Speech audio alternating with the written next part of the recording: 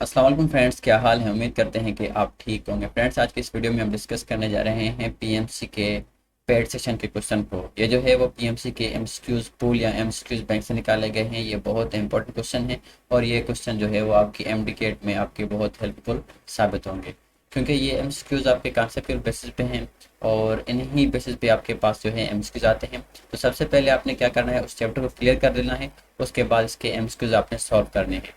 तो आज की इस वीडियो में हम जो है वो बायोलॉजी के सेशन वायरस को डिस्कस करने जा रहे हैं। और वायरस के भी हम दो सेशन बना रहे हैं, जिसमें जो फर्स्ट सेशन में हम जो है दो टॉपिक्स को डिस्कस करेंगे, एक डिस्कवरी और क्लासिफिकेशन। यानी कि ये दो टॉपिक्स जो है वो इस वीडियो में आपके पास क्लियर होने जा रहे हैं।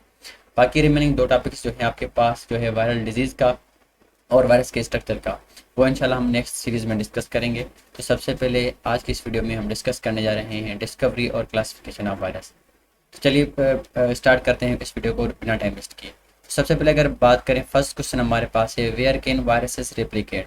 तो इसके पास जो है आपको जो है इस क्वेश्चन को सॉल्व करने के लिए आपके पास बेसिक कॉन्सेप्ट होना चाहिए कि वायरस जो है वो लिविंग जो है ऑर्गेनिज्म के अंदर रेप्लिकेट होते हैं। अगर आप एनिमल को देखें वो भी लिविंग है, और अगर प्लांट को देखें वो भी लिविंग है।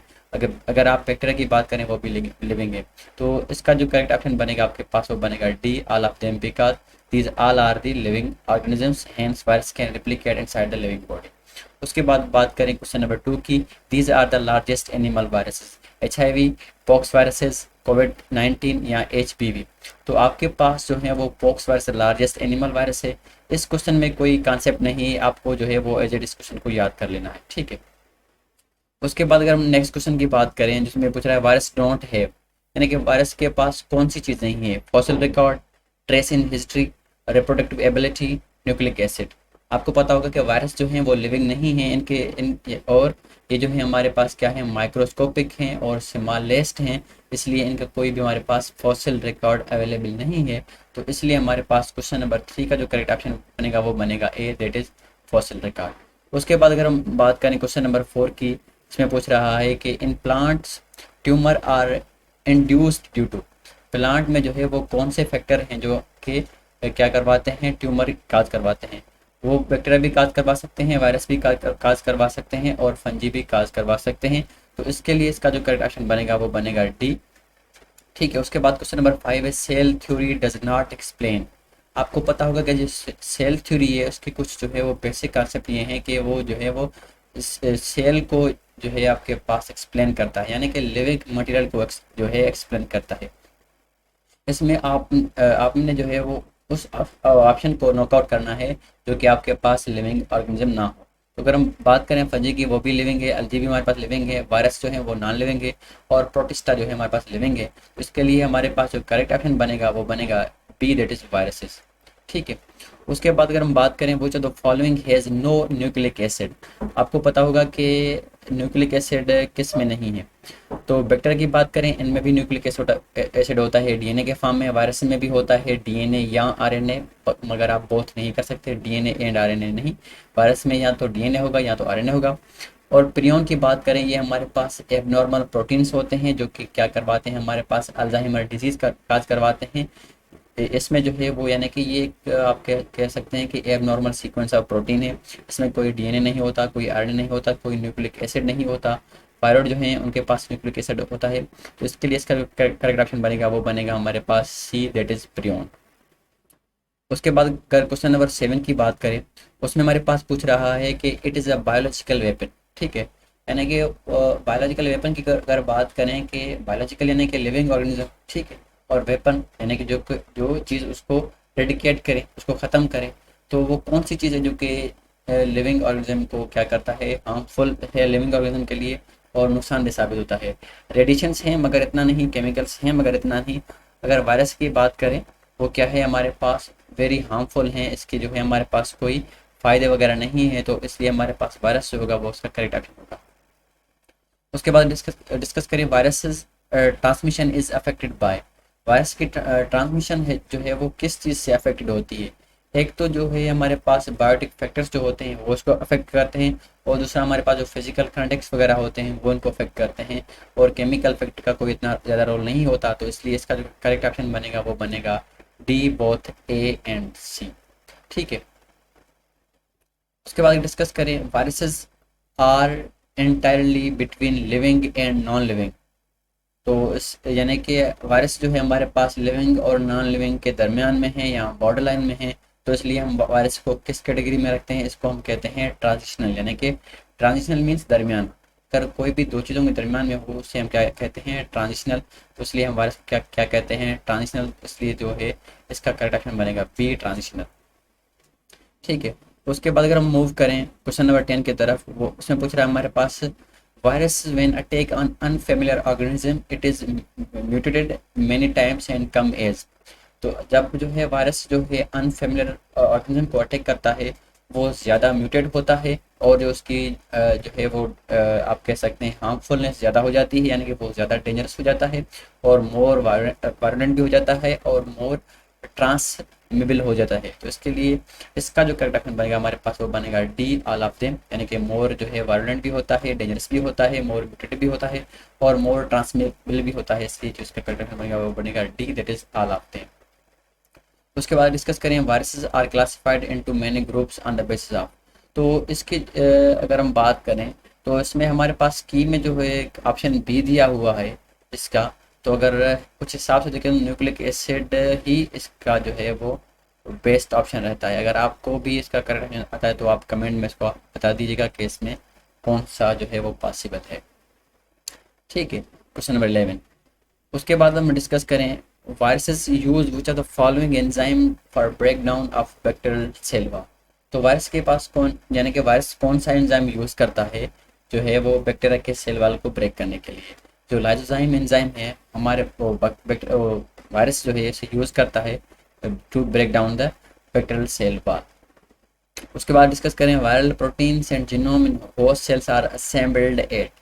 आपको पता होगा वायरल प्रोटीन्स और जीनोम जो है वो होस्ट सेल में उसके जो cytoplasm of the host cell में असेंबल होते हैं।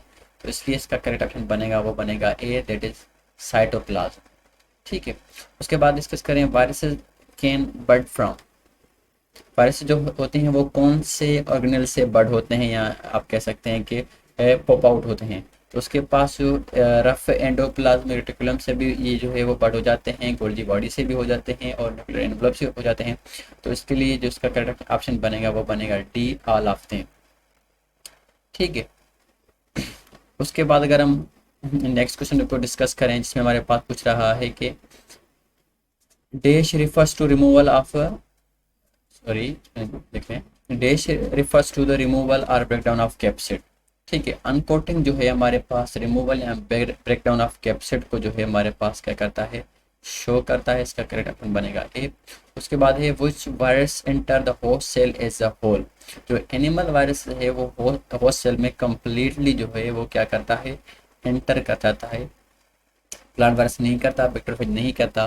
तो इसलिए इसका करेक्ट ऑप्शन बनेगा सी, एनिमल वायरसेस। उसके बाद डिस्कस करें, क्वेश्चन नंबर हमारे पास कौन सा है, 17 है।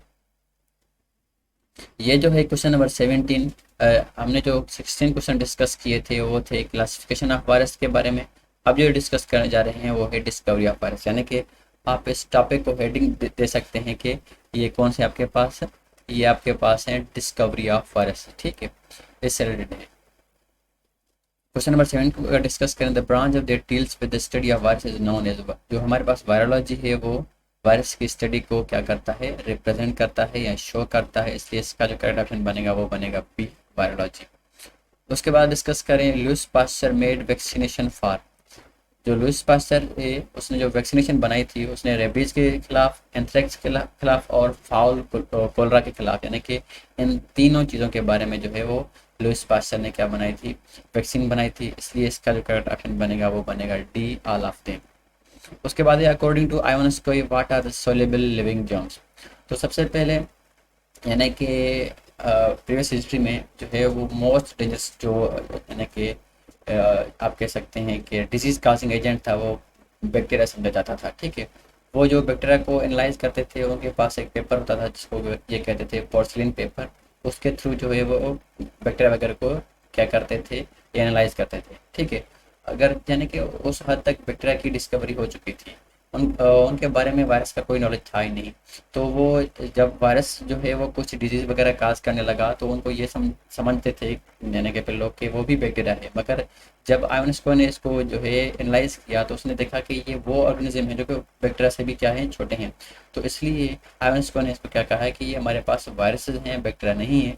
तो इसके लिए इसका जो करेक्ट ऑप्शन बनेगा हमारे पास वो बनेगा बी, दैट इज वायरसेस।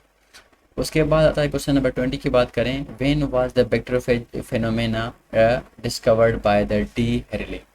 ये जो है 1917 में इसने डिस्कस किया था। ये क्वेश्चन आपके पास कॉन्सेप्चुअल नहीं है, ये जो है वो रट्टा बेस है। आप इनको डेट को याद कर लें, आपके पास है बी 1917। उसके बाद है when were bacteriophage discovered by what. जो वॉट है हमारे पास, उसने बैक्टीरियोफेज को डिस्कवर किया था शायद आई थिंक 1915 में। ठीक है, फिर भी आप डेट का कंफर्म कर लेना, इनके कोई कॉन्सेप्ट वगैरह नहीं है। इसका जो है आई थिंक 1915 है। ठीक है, इसके लिए जो करेक्ट ऑप्शन बनेगा वो बनेगा ए। उसके बाद आता है हमारे पास question number 22, what's that was discovered in 1901 was. ये हमारे पास येलो फीवर वायरस जो थे वो हमारे पास डिस्कवर हुए थे 1901 में। उसके लिए इसका जो करेक्ट ऑप्शन बनेगा वो बनेगा A. Earliest form on earth is. जो अर्लीस्ट फॉर्म ऑफ जो लाइफ था अर्थ पे वो हमारे पास बैक्टीरिया थे। ठीक है, तो अगर ऑप्शन के देखें विरियन नहीं थे हमारे पास, वायरॉइड भी नहीं थे, प्रियन भी नहीं थे। तो इसलिए इसका जो करेक्ट ऑप्शन बनेगा वो बनेगा डी। आप कह सकते हैं इसको नन ऑफ देम। ठीक है, आप इसको नन ऑफ देम कह सकते हैं क्योंकि अगर बैक्टीरिया होता तो वो आपके पास करेक्ट ऑप्शन था। ओके फ्रेंड्स, 23 क्वेश्चन हमने अभी तक डिस्कस कर लिए हैं। अब नेक्स्ट सेशन में जो है वो हम स्ट्रक्चर ऑफ वायरस के पे डिस्कस करेंगे जो कि हमारा नेक्स्ट मुद्दा होगा। और उसके बाद जो है disease cause by the virus जो है वो हमारा सेकंड जो है आप लेक्चर में ये दोनों टॉपिक्स रिमेनिंग डिस्कस करेंगे।